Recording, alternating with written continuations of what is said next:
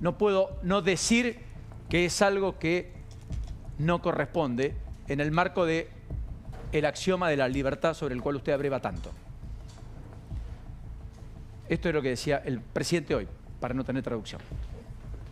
Tanto todos los que hicieron acuerdos con el fondo, sin esa restricción y que se quejaron del modo de la masterclass que le metimos a la política y que les duele, porque todos esperaban que no lo pudiéramos pasar por el fondo, por el Congreso, empezaron a llorar como siempre los ñoños republicanos. Que dicho sea de paso, la verdad, digamos, no me importan sus sentimientos. Yo juego dentro de la ley, soy bilardista y dentro de la cancha vale todo. Todo lo que permite el reglamento. ¿Estaba permitido en el reglamento? Sí. Bueno, que la vayan a buscar, la tienen adentro.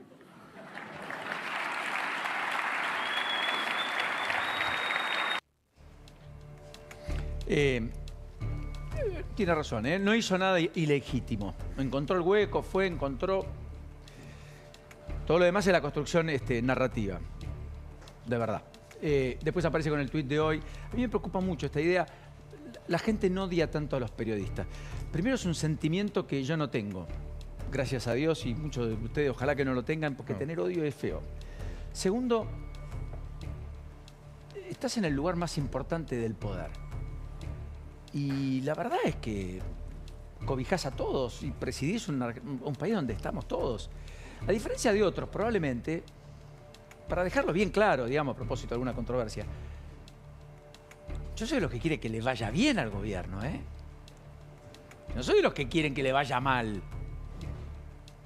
Yo soy de los que quiere que le vaya bien a los argentinos. Es mi país, adoro la Argentina. Amo la Argentina.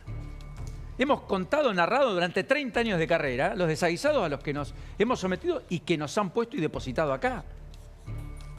Ahora, los Nobel de Economía últimos son los que hicieron alarde de la importancia de esos sistemas institucionales para que las cosas sean perdurables, durables en el tiempo.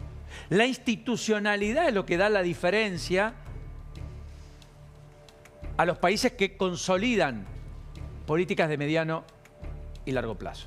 Y respetar la institucionalidad, respetar las diferencias, respetar la institucionalidad, respetar pensar distinto.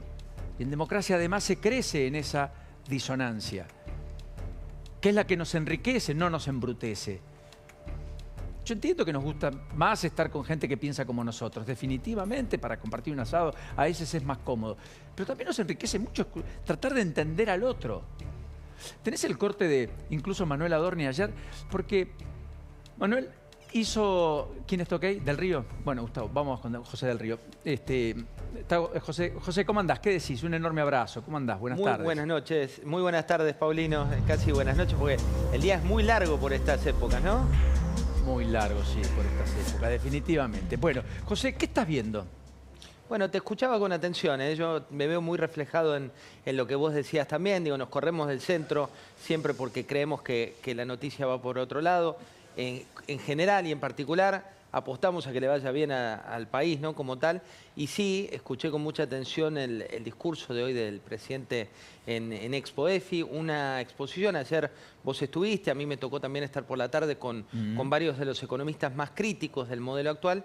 Y se da una particularidad, la mayoría de los allí presentes, que son pequeñas y medianas empresas, que son economistas y demás, cuando les preguntabas respecto del optimismo de corto y mediano plazo para la Argentina, sean pymes o economistas, la mayoría eran muy optimistas, digo.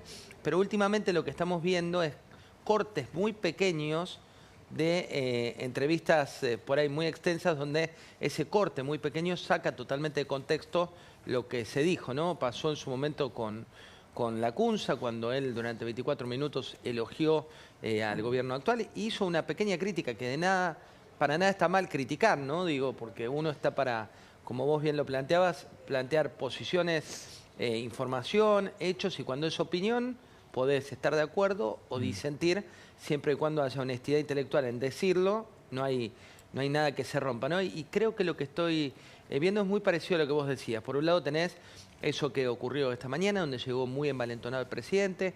Es una cancha donde juega muy de local, porque la verdad es que es una audiencia que siempre lo vivó cuando él va.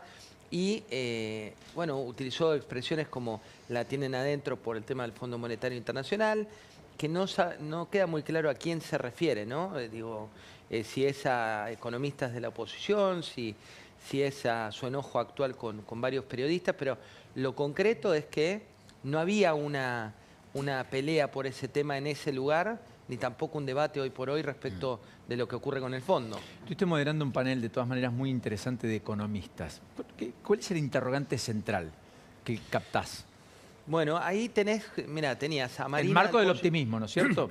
Sí, o sea, en la audiencia mucho optimismo. Correcto. En el panel estaba, por un lado, Marina del Poyeto, a la que el presidente titula como Marina del Pifieto, junto con su equipo, pero Marina, muy respetuosa, hablaba de un milagro económico respecto de lo que pasó en torno al gasto público, en torno a las correcciones que se dieron, pero sí planteó sus dudas respecto a la sustentabilidad de largo plazo en la relación con, por ejemplo, el tipo de cambio, ¿no?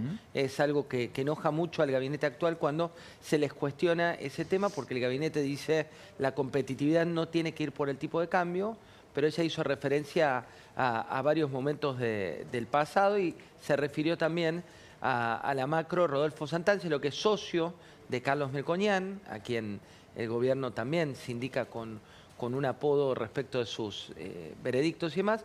Pero, de nuevo, Santangelo elogió la política fiscal, elogió la política de corte de gasto público y volvió a hablar de mediano o largo plazo respecto de lo que hay que hacer o no con la economía del país. Con lo cual, te diría, bastante más pesimismo había en el escenario que bajo el escenario. Que bajo el escenario por parte de quienes allí asistieron, que se refleja eso también hoy en el aplauso rotundo que recibió el presidente cuando desembarcó estas 2 horas en Expo Expo.